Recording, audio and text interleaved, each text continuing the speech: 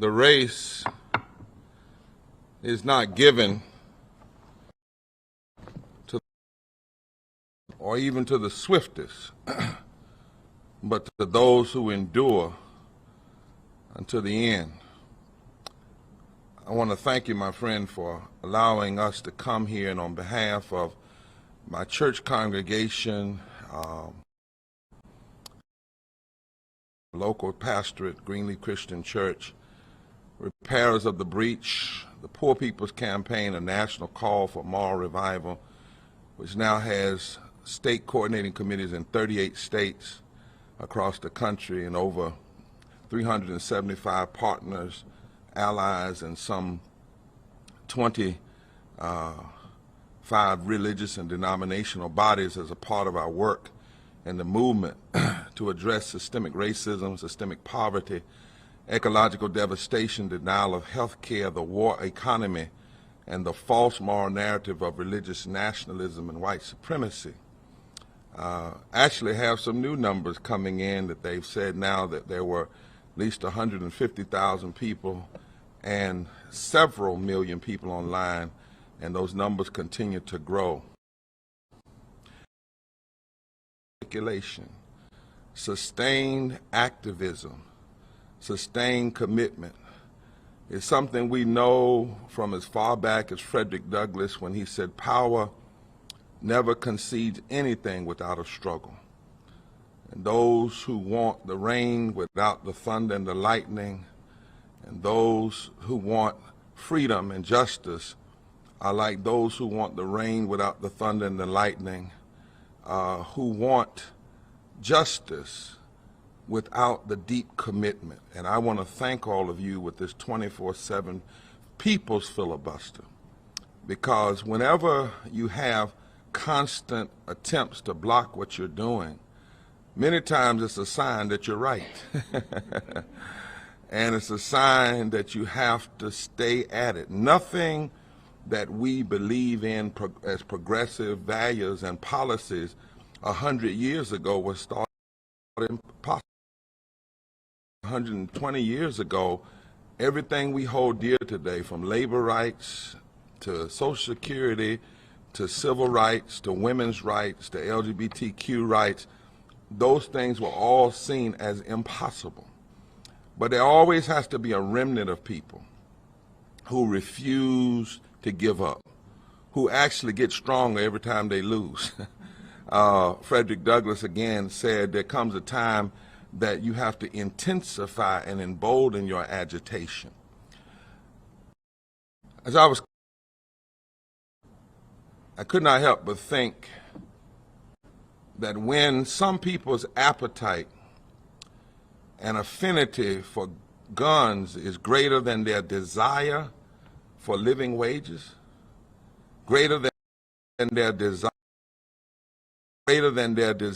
for the safety of all our children, and they even criticize Democrats and Republicans for working to pass a modest gun violence law, then they have succumbed to a moral sickness that destroys humanity, dishonors God, and could ultimately dismantle our democracy if we do not stand for what is right. When a gun lobby can have more power than a voting rights lobby, and a health care lobby, and a lobby to end child poverty, and a lobby for living wages, and a lobby for gun rights, then we are dealing with forms of political idolatry, wherein some feel they have the right to facilitate methods of death. And at some point, this nation has to, and this, the thirst for the most lethal guns in the hands of Americans, weapons of war in the hands of ordinary citizens. Because most of the time, addiction hurts the individual, and can be treated because even the addict knows that it's wrong.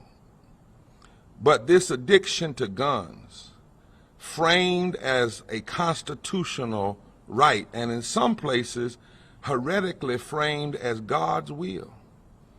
I was in a state the other day, I believe it was West Virginia, and one of the advertisements said, "I'm running for office on God's agenda.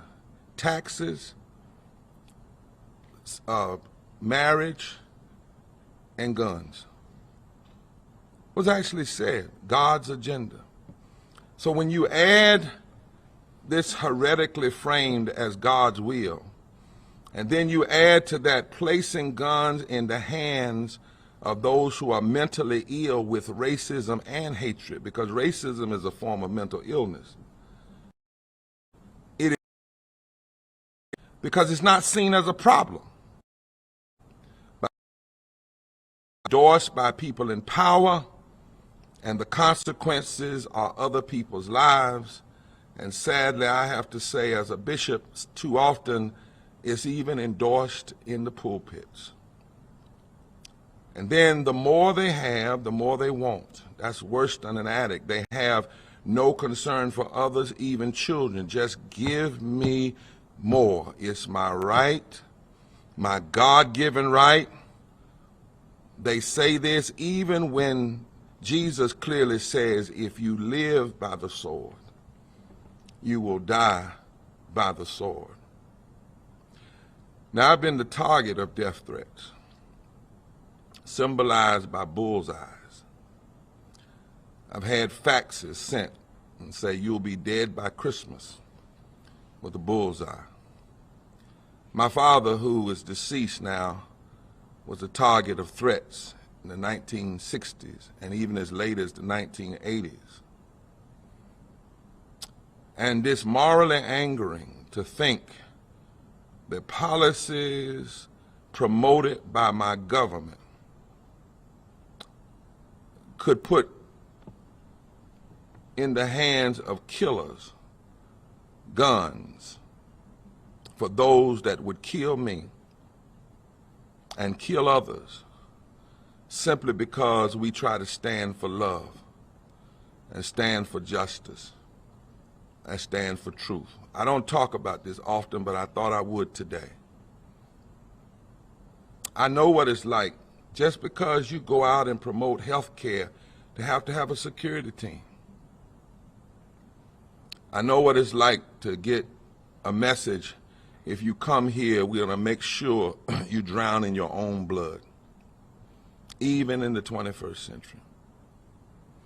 And that people could get killer guns in their hands simply because the policies of my government allow available. And because of the power and the money of a gun lobby. Far too many politicians swear allegiance to that lobby and the violence for which it stands. $1 on top of another dollar with political payoffs and deal after deal to ensure assault rifles and mega clips for all. We're glad today to see this movement, this breakthrough in this bill. Sometimes you have to have a break in the dam before the whole dam opens up. But let us not forget, when this bill is signed, it is signed in blood. And it's not enough, for all the blood has been shed. It's just like it wasn't enough in South Carolina to take down a flag that should have never been up in the first place. But it was an opening. And some still want to stop it. So thank God for the Democrats and Republicans in this moment who have decided to be statesmen and stateswomen rather than to maintain an unholy allegiance to the gun lobby. We see even in this compromise bill, some want to stop it now, and because all they're interested in is the least we can do and not the most. I wept last night thinking about that and asked this question: haven't we had enough children shot yet? I mean, how much blood does it take? This kind of vampire addiction to other people's blood has to stop. Haven't enough families been ripped apart? Haven't we done enough praying, but we've not put legs on our prayer? I believe in prayer, but I believe you have to put legs on your prayers, because faith without works is dead, just like heal without transformation is meaningless. But the attitude of the gun lobby and its politicians is, oh, that's just a consequence of freedom. No, it isn't. They say no big deal. Sell, sell, sell. Buy, buy, buy. Guns, they say, are the answer and not the problem. I call them mega clips. That's my name. Mega clips are the answer. That's what they say. People get killed, children get killed, put more guns out. They refuse to make sure mentally ill people can't get guns. And they are determined that assault weapons should be more available than voting rights or health care.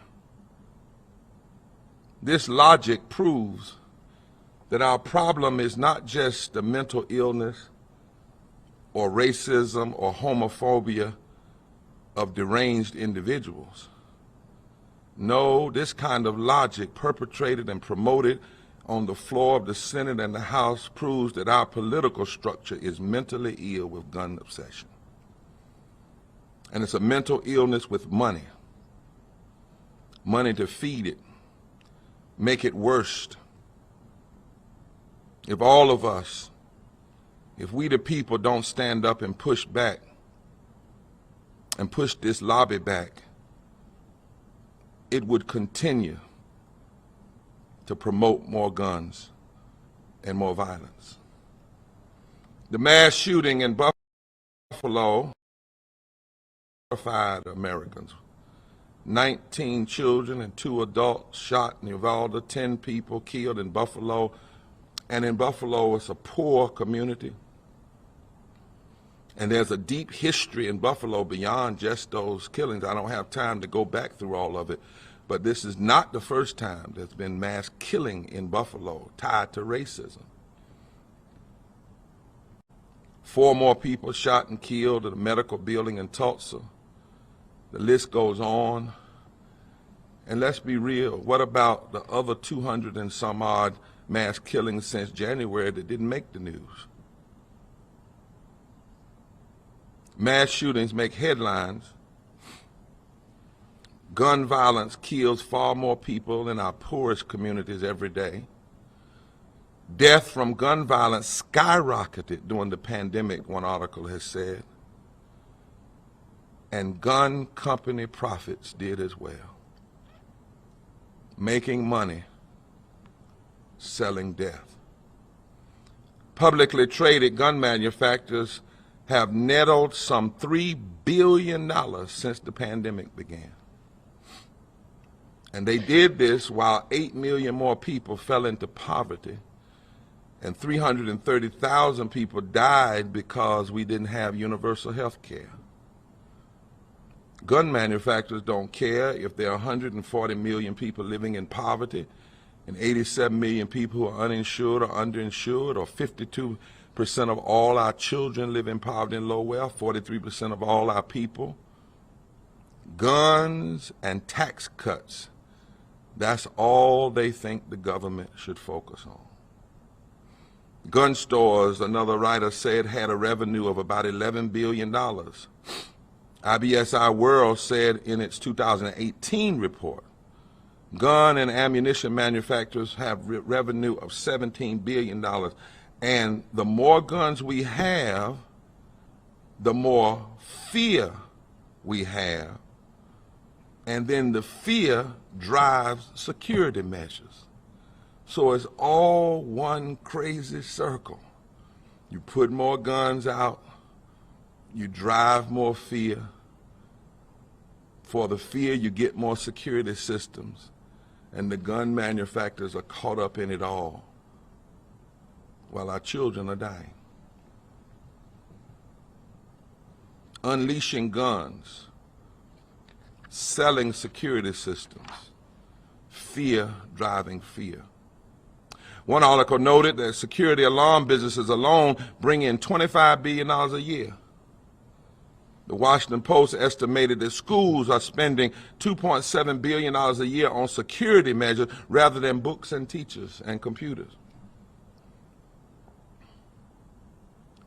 And one of the worst statements I have heard in recent days is when somebody says, our children have so much courage when they go to school. Children shouldn't have to have courage when they go to school. They should just be children.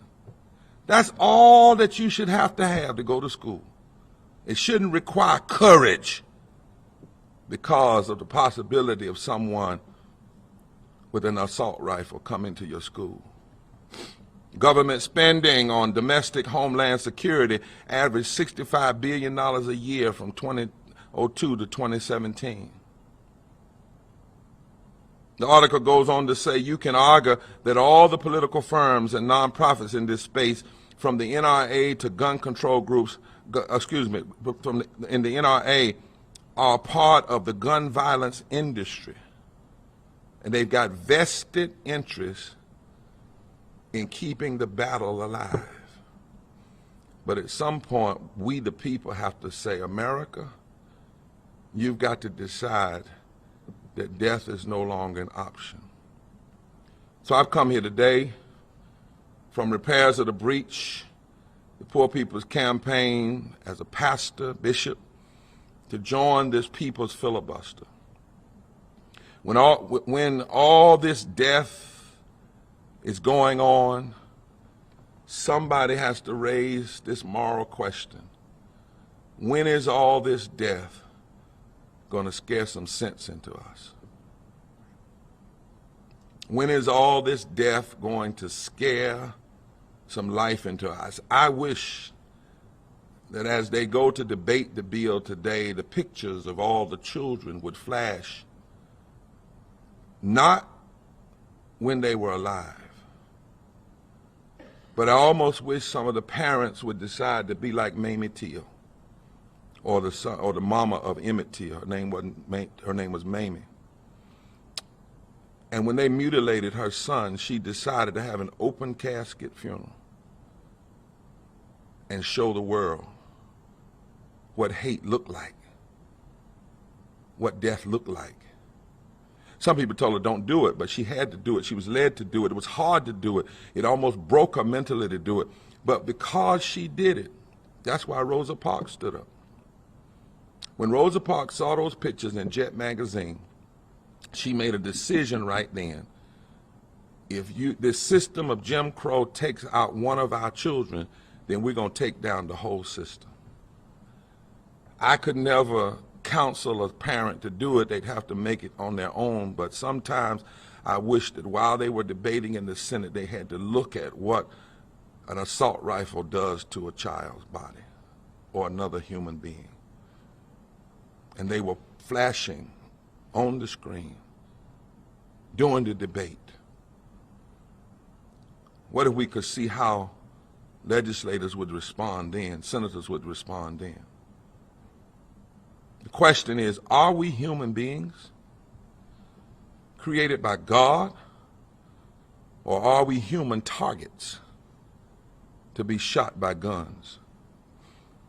And truth, another side of this lobby, this reality that we don't like to talk about, but we must, is the anti-blackness that determined the Second Amendment in the first place. Because the original design of the Second Amendment was about slave revolts. And now that amendment that was designed to put black people and slaves in their place has now been unleashed. It's kind of like when you build Frankenstein, you can't put him back in the box. The history of this country is that the rhetoric of gun rights has been selectively manipulated and utilized to inflame white racial anxiety and to frame blackness as a threat. Not doing something when you're black, just blackness itself as a threat. Carol Anderson, the author of the second Race and Guns in a Fatally Unequal America, makes the point that is footnoted, it is not hyperbole, that at the Virginia Ratification Convention, Patrick Henry and George Mason shared their fears that a strong central government would leave the South defenseless in a slave uprising. Plenty of insurrections at that time by the slaves had demonstrated that the enslaved would fight for their emancipation.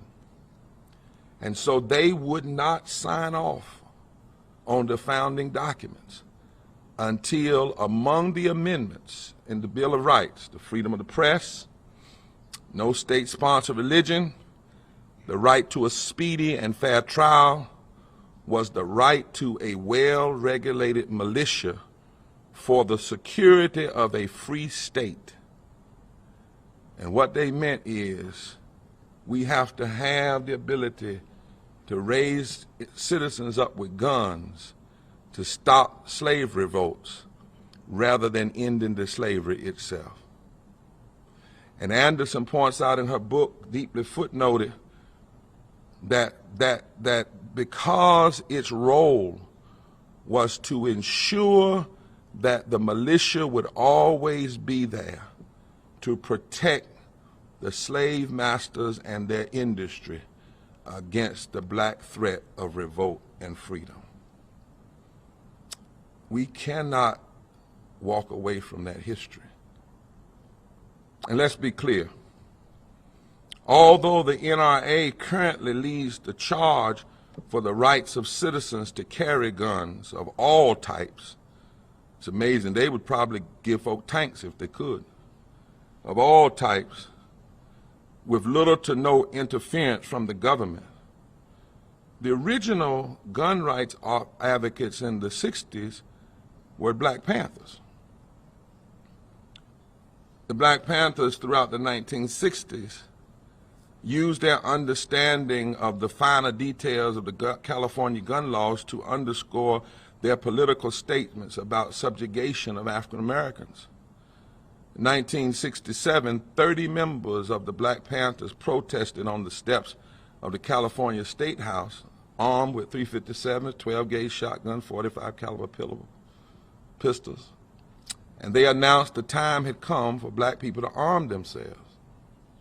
But watch what happened. The display, they didn't shoot anybody, they didn't kill anybody. They said, we're armed, all the language you hear. So frightened the politician, including California Governor Ronald Reagan, that it helped to pass the Mulford Act. The Mulford Act was a state bill prohibiting open carry of loaded firearms, and along with an addendum prohibiting loaded firearms in the state capitol. The 1967 bill took California down the path to having some of the strictest gun laws in America. And the law was a part of a wave of laws that were passed in the 1960s. And at that time, the NRA was on the side of gun control. That's the hypocrisy. That's the hypocrisy.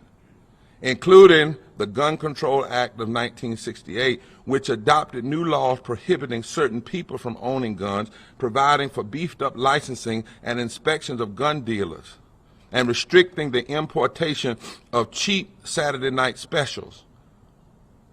In contrast to the NRA's rigid opposition to gun control today, when they were reacting to the fear of black people carrying guns, the organization fought alongside the government for stricter gun regulations in the 1960s. So in some ways, the bill they're getting ready to pass is back to the future. We already had this bill. And that's the great sadness. That's the great hypocrisy. That it either takes racial fear or the blood of our children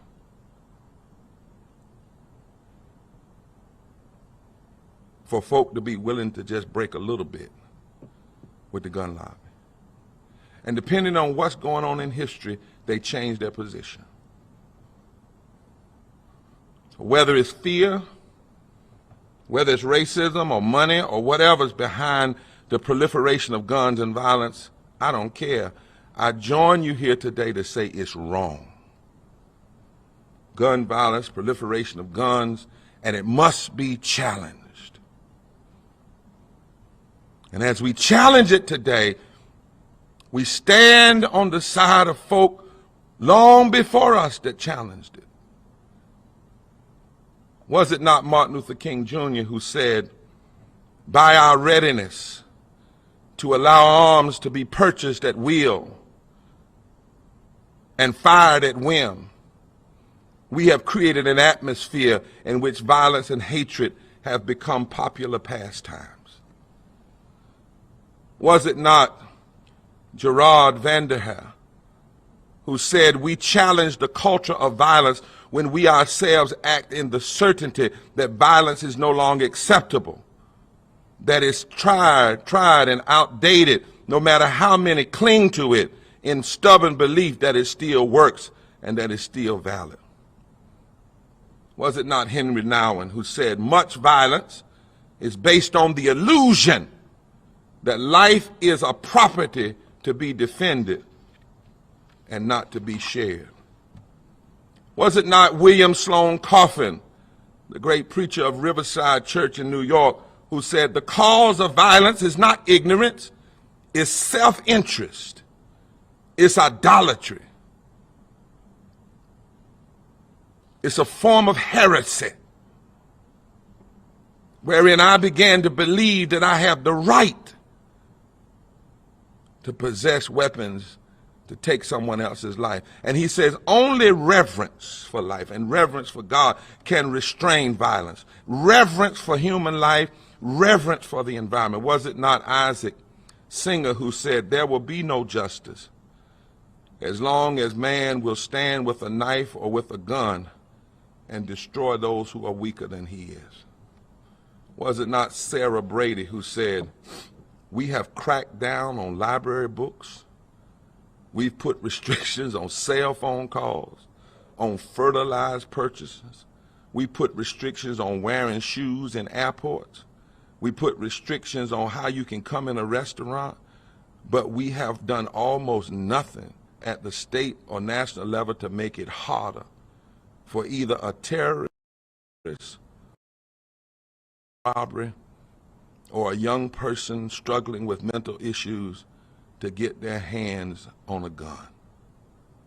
Was it not Gandhi who said, I object to violence because when it appears to do good, the good is only temporary, but the evil it does is permanent.